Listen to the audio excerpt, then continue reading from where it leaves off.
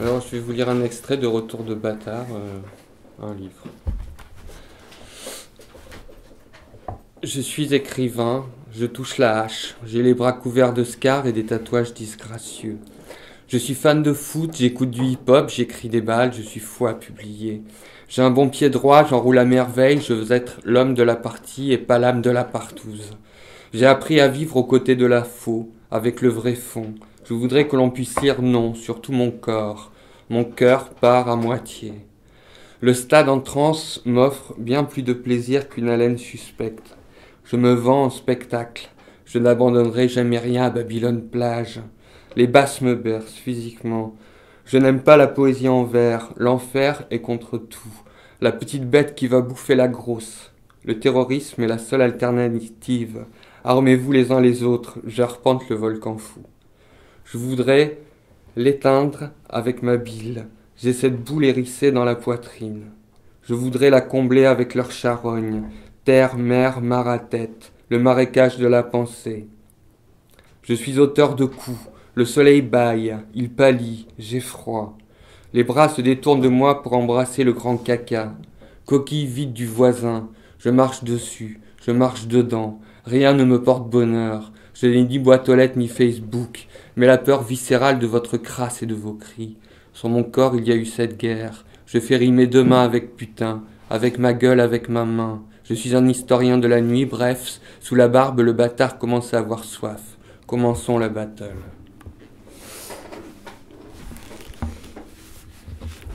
Le bâtard est un interro intégriste, que des seins gras dans la grille des programmes. Je n'ai pas mille passions, j'aime le rap français, cracra, j'aime le foot anglais et l'OM. J'aime écrire des adresses aux cochons, mais ce dont je raffole par-dessus tout, ce sont les pretty girls, les petits paradis sur pattes à talons. Pour moi, la terre ne tourne pas, elle se retourne, elle a l'arrêt couverte de rosée la terre et la robe relevée jusqu'à la taille. Ce n'est pas seulement le sexe qui m'incite, mais aussi la beauté, la douceur, la tendresse. Véritable midinette, je tombe amoureux toutes les 5 minutes. Les femmes sont des rêves de Dieu, tandis que les hommes en sont le cauchemar. Je sabre le champagne en l'honneur des filles. Vos failles sont les sommets les plus hauts. Garçonne, femme fatale, cougar ou lycéenne, un klaxon du ciel, vous me faites tourner la tête. Mon manège à moi, c'est vous. Je tutoie les cieux, les yeux dans la vague, jeune fille à la perle, vieille belle, tsunami. Ça me mine les fées, le féminin est mon genre. Il n'y a pas de photo. J'ai quasi tout connu du féminin, de la route crasseuse à la classe qui vous voûte. Le bâtard vivote, à peine, mais quand il froufoute, il danse dans tous les sens. Affûté comme une lame, puissant comme un fusil d'assaut. Dieu est une femme du monde. Comment ça, j'en fais des caisses? Ce n'est pas de ma faute si la bite me révulse. Camarades féministes épurons le poil, pogrom pour les moustaches. Le con m'agite, le gros lot dans tous les sens. Une nouvelle fille est un nouveau trésor. Un autre tiroir magique encore. La choupinette, l'ours l'hostie, le con. Même la dernière des putes est 100 fois plus digne et sensible que n'importe quel garagiste de province. Dieu, qu'elles furent belles, mes petites amoureuses, de Virginie à Nanette, quelle cochonne à l'ôter. Pour l'extermination du pénis, à voter. Je ne botte pas en touche, je les exècre, les mâles, les muscles bandera, la quéquette enflammée, les machins machos à chier, les commères à testostérone hystérique.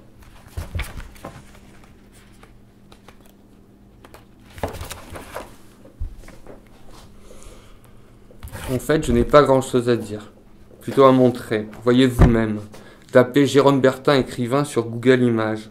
Si vous tapez Jérôme Bertin tout court, vous allez tomber sur le faux bel acteur de Poubelle la vie. Je vous autorise à dégueuler. Passez cet écueil, la première photo que vous trouverez de moi, celle aux cheveux longs, fait penser à un Christ poliomélite. À l'époque, on me disait souvent que j'avais une gueule de con. Rassurez-vous, c'est toujours le cas. Même si en vieillissant, les adversaires se font un peu moins rudes, un peu moins nombreux, moins d'hormones, plus grand-chose à défendre. Déjà bien trop humiliés, abîmés qu'ils sont par la vie sous-vide qu'est celle de notre siècle. Magistralement lancé par le 11 septembre, quel pied, précisé par Charlie, youpi, puis transformé par les récents attentats. Sur la seconde photo, celle au crâne rasé, on dirait une espèce de moine malfaisant membre d'une vieille secte extraterrestre. Pas top, non, sur cette photo où j'essaie d'être menaçant, où j'arrive tout juste à paraître arrogant. La sale gueule, c'est un trick qui se vit à 100%, 24 heures sur 24. Tu peux te maquiller tant que tu veux, tu ressembleras toujours plus à l'un des horribles clowns de Bouffé qu'au Saint-François de Zurbaran. Vous pensez quoi de l'art moderne? J'amuse beaucoup les bellâtres, avec leur bonheur de con et leurs bonnes joues, les tombeurs, les flambeurs de province, les joueurs de banjo sur sable, je les fais bien rire. 3 poils au cul, ça se prend pour un ours. Perso, j'y changerai rien à ma gueule telle qu'elle mousse. Ça vous forge un caractère, la laideur. Dernier tour de puce, puis 9 mois plus tard, c'est le coma assuré pour la tante Machin et le cousin Citroën. J'ai droit à tout, tête de tox, face de con. Les fistules dégueulent leur haine, il en faut bien des boucs émissaires. Donc vous en pensez quoi de l'art moderne? De celui d'avant-garde à vous? Nanette prend pour les autres, elle tient une galerie marchande d'art. Je vous dis que ça, en fait, je n'ai pas grand-chose à dire. Mais vrai, si j'écris rien, je culpabilise. Cette propension paroxystique à culpabiliser, je le tiens de ma meilleure amie, ma mère. Personne n'a un truc à boire? N'importe quoi. De l'eau, des chiottes. Merci. Merci. Ouais, c'est cool. Ensuite, un truc sur ma mère, vous avez tous chialé, moi aussi. Ma maman à moi, c'est un gangster. Elle n'a pas sa langue dans sa poche. 1,59 m de TNT sur pattes. Même si elle tangue un peu, aujourd'hui, elle frappe toujours là où ça fait mal. Les chiens ne font pas des canards. Si un connard s'enflamme, elle lui crache dessus pour l'éteindre. Ma maman poilue... Oh putain, ma maman poilue. Oh, le lapsus qui tue. Quoi. Putain de merde. Bon allez, je reprends. De toute façon, j'en ai pas beaucoup, ça va. Ma maman Pilou est fan de l'OM, de Soprano, de Géranium et de Jean-Jacques Goldman, qu'elle trouve tellement beau que ses yeux se mouillent quand la musique est bonne. Ma maman crache dans la benne humaine. Elle est colère de voir ce déclin de l'empire du pire. Elle fait des ricochets avec les langues de pute, elle scalperait pour un mot de travers. Ma maman a le cœur sur la main et l'estomac miniature. Elle est gaulée comme un bébé moineau malade. Récemment, elle a annexé un rocher sur l'Atlantique et tord le cou aux idées en toc. Ma maman, elle est ma première lectrice, électrique touffe de cheveux laqués. Dites-moi laquelle est la plus belle. Difficile de savoir comment ma belle maman et mon charmant papa ont accouché d'un machin pareil, moi. J'aime ma maman quand elle fait des bras d'honneur à la vie déguisée en bourgeoise palotte. Ma maman a une santé précaire, elle vit contre la montre. De son rocher sur l'Atlantique, elle discute avec les sirènes et injurie les Mongols du club merde. Elle peste contre la peste blanche qui ricane derrière les grilles du camp. Ma maman deviendra peut-être une bombe humaine si elle ne finit pas dans les camps des houles intégristes du virage nord marseillais. Ma maman porte la culotte, elle lui arrive au néné, mais ma mère ne se dégonfle jamais. J'aimerais qu'elle guérisse, ma maman fatiguée, car sans elle je ne suis rien, une ruine, un rideau blanc. Ma maman se battrait avec son ombre, mais elle prône la paix. Ma maman est un pirate au grand cœur, grand comme ses yeux verts de gris. Ma maman cogne, griffe, me caresse la tignasse, une tigresse limousine. Il n'est de Dieu que Dieu et ma maman est son prophète. Je ne connais pas de sensibilité plus grande que celle de ma maman, de tristesse non plus. Les canards ne font pas des cafards. Ma maman n'a qu'une patrie, Marseille, où elle vient prier la bonne mère de veiller sur son fils. Je n'ai pas fini, hein. Ça peut durer longtemps, en plus je tremble, ça me prend des fois. C'est énorleptique. Voilà, drogue. Voyage au bout de la nuit, s'appelle le chapitre, le mec présomptueux. L'arbin de la nuit la plus opaque, je sous-vivote dans une précarité paroxystique. Un ticket pour l'espèce, ce n'est pas Byzance, mes frères humains comme des frères de cendre. Descendre la chute avant qu'elle ne tire, le vide peut faire très mal. Avec ma gueule de rumsteak, je fais rire les oiseaux et chanter les écureuils.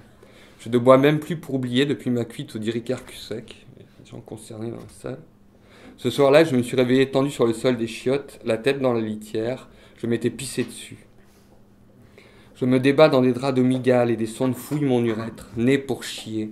Chez moi, je n'ai ni table ni lit, mais un carton dégueulasse et un matelas jeté à même le sol. Je ne veux pas tomber trop haut, sortir de mes cauchemars. Insomniaque et nerveux, je discute avec le vendeur de sabres, le laisse filer vers d'autres boyaux. Je n'existe que pour les vaches à herbe. Les vaches à miche ne me calculent même pas. Salut. Je suis obligé d'écrire et de lire pour exister et baiser un peu. La grande majorité des poètes le deviennent avant tout parce qu'ils sont sexuellement des ambitieux, quand paradoxalement, ils sont médiocres physiquement et socialement. Leur seul piège à cramouille, c'est le poème, ou mieux encore la lecture de poèmes vulgaires et pornos, donc totalement assimilés dans des galeries par définition bourgeoises. Il y a toujours une petite gauchiste curieuse de fréquenter le cabinet des curiosités, ou une vieille chaudasse que le verbe doite. Des soixantenaires se touchèrent sur Bâtard du vide, c'est un fait. En vérité, je vous le dis, infirme que je suis, tout juste bon à baiser des gros chagrins et des chats grises. Les heures passent, je fume, et je vois des cafards partout. Ma nuit est brune, mon cœur tangue, mon œil se pose entre les reins d'une pub, entre les reins de rien à suivre. Et quand même, je vais conclure, parce qu'à suivre, on se dit, ça y est, c'est fini. Non. On perd toujours à la fin.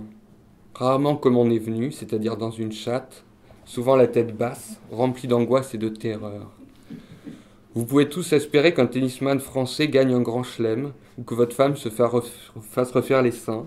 Vous pouvez toujours vous souhaiter encore 30 ans à vivre, donc 15 ans sans couilles et 5 ans dans les couches. Vous pouvez adhérer au PSG et devenir champion de France, ou à Lens, où l'important est de participer à une messe païenne qui glorifie le chanteur Pierre Bachelet. Vous pouvez arracher l'intraveineuse et vous carapater par l'escalier de service, les jambes faiblissent.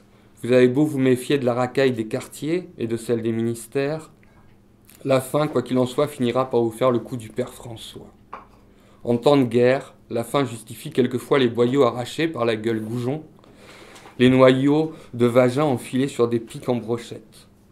La déportation des peuples de mauvais goût, la faim est quelquefois en gerbe, quelquefois en grognant, en couleur de temps en temps ou quelquefois en noir et blanc. Elle a lieu à moto, sur une estrade de cirque, seule, accompagnée, sur le bord de la chaussée, au bureau, au bordel, dans un hospice moisi ou au fond de son lit. À Honfleur, à Mexico ou bien à Glandon, 8-7, en pleine crise de rage ou rouge de honte. Les vertiges de la haine ressemblent à des plans d'eau comparés à ce vide. Le vide. Oui, la seule chose dont on est sûr, c'est que l'on perd toujours à la fin. Voilà.